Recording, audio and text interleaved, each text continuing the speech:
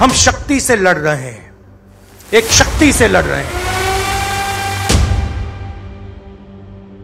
मेरे लिए हर मां शक्ति का रूप है। जिस शक्ति की मैं बात कर रहा हूं, उन्होंने उनका गला पकड़कर उनको बीजेपी की ओर किया है।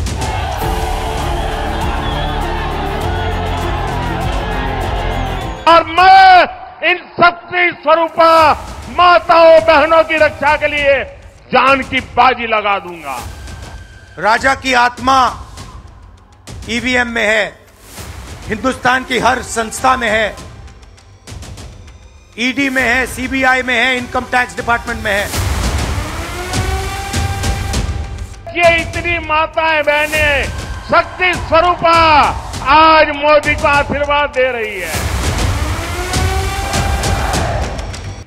मुंबई में विपक्षी महागठबंधन की रैली में राहुल गांधी ने एक ऐसा बयान दिया जिसके बाद प्रधानमंत्री मोदी ने पूरी ताकत के साथ राहुल गांधी पर वार किया है। 6000 किलोमीटर से ज्यादा लंबी न्याय यात्रा को खत्म करने के बाद राहुल गांधी के सामने अपनी वोट यात्रा को शुरू करने का एक मौका मुंबई में विपक्षी महागठबंधन की रैली में था।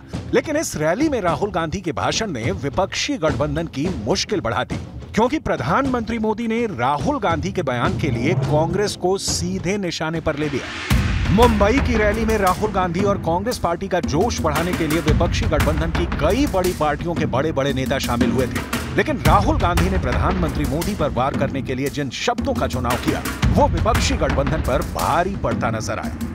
मुंबई में हुई विपक्षी गठबंधन की रैली में हार का ठिकरा ईवीएम पर फोड़ने का सिलसिला एक नहीं बल्कि कई भाषणों में देखने मिला है। और इसी के बाद राहुल गांधी ने एक बयान दिया कि राजा की आत्मा ईवीएम में है।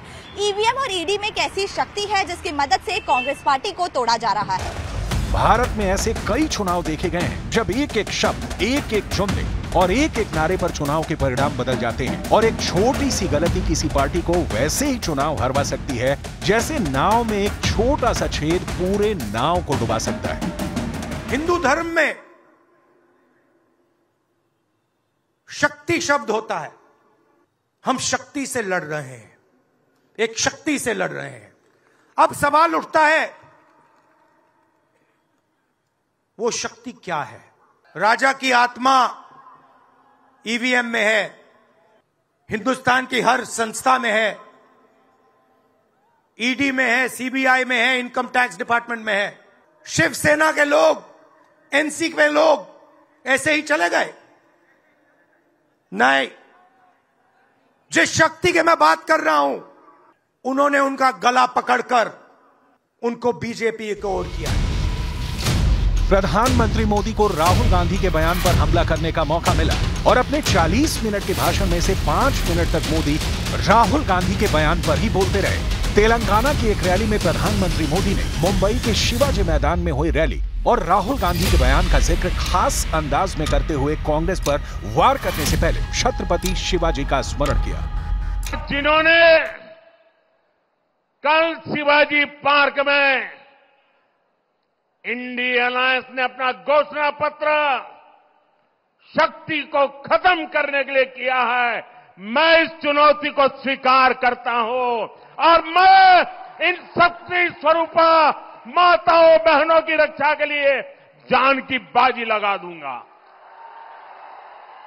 जीवन खपा दूंगा।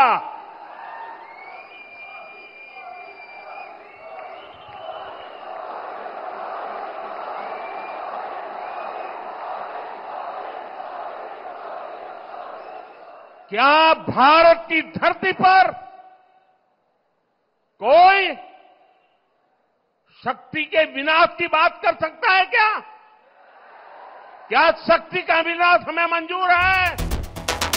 चुनाव की तारीखों की घोषणा के बाद प्रधानमंत्री मोदी का राहुल गांधी पर यह पहला सबसे बड़ा हमला है। प्रधानमंत्री मोदी लगभग हर चुनाव में बीजेपी का सबसे बड़ा चेहरा होते हैं, लेकिन लोकसभा चुनाव में जनता सीधे प्रधानमंत्री का चुनाव करती है।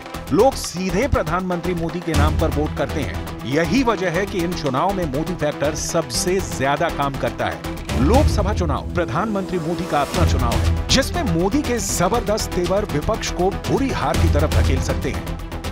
मेरे लिए हर मां शक्ति का रूप है, हर बेटी शक्ति का रूप है। और मेरी इन माताओं बहनों की तरफ से, माताओं बहनों, आपको मैं शक्ति के रूप में पूजा करता हूं। मैं भारत मां का पुजारी हूं। मैं आप शक्ति स्वरूपा सब माता बहन बेटियों का भी पुजारी हूं। राहुल गांधी जिस शक्ति का जिक्र करना चाहते थे, इसका सीधा सा मतलब देश की संवैधानिक संस्थाओं को नियंत्रित करने की ताकत से था। लेकिन राजनीति में शब्दों का सही चयन ही जनता के बीच सही संदेश दे सकता है। अगर हम बंगाल के संदर्भ की बात करें तो जैसे ही शक्ति और उपासना का जिक्र होता है, यहां पर लोग उसे हिंदू धर्म से जोड़ते हैं।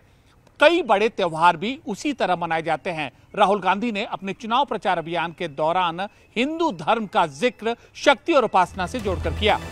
ऐसे में सवाल उठता है कि कहीं ये सेल्फ गोल तो नहीं हो गया, क्योंकि प्रधानमंत्री मोदी ने राहुल गांधी के इसी बयान को चुनकर कांग्रेस पार्टी पर जबरदस्त तीर चलाए। शक्ति स्वरूपा माताओं की रक्षा होनी चाहिए कि नहीं होनी चाहिए? शक्ति के संस्कार की रक्षा होनी चाहिए कि नहीं होनी चाहिए? और इसलिए भाइयों बहनों, इंडिया अलायंस ने कल अपनी घोषणा जाहिर कर दी है। घोषणा पत्र उनका जाहिर हो गया है और इसलिए लड़ाई एक तरफ शक्ति के विनाश के लोग करने वाले लोग हैं, दूसरी तरफ शक्ति की पूजा करने वाले लोग हैं। मुकाबला 4 जून को हो जाएगा।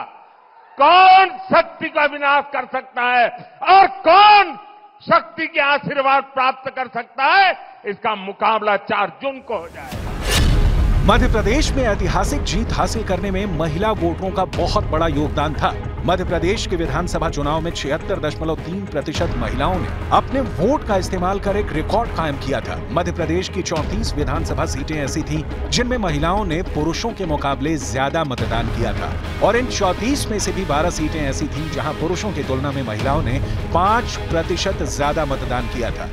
प्रधानमंत्री मोदी अपनी ज्यादातर चुनावी सभाओं में लखपति दीदी योजना का जिक्र करते हैं, जिसके जरिए बिना ब्याज का लोन देकर सीधे महिलाओं का सशक्तिकरण किया जा रहा है। प्रधानमंत्री मोदी की सभी योजनाओं में महिला सशक्तिकरण एक बड़ा आधार होता है। प्रधानमंत्री आवास योजना में महिलाओं को मकान की मालकिन बनाने की बात हो, या फिर उज्ज्वला योजना के जरिए महिलाओं के स्वास्थ्य की चिंता हो, इन सभी योजनाओं का लक्ष्य महिलाओं की बेहतरी के लिए है और उसका असर अब चुनाव में दिखने लगा है। महिला वोट को कांग्रेस पार्टी बेहद जरूरी मानती है और इसीलिए राहुल गांधी ने अपने पुराने बयान पर सफाई भी दी है।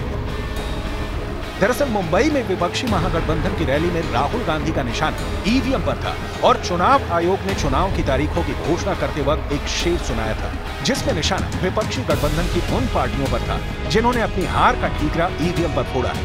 फिर भी विपक्ष के नेता ईवीएम पर निशाना साध रहे हैं। ये मशीन जो है ये चोर है।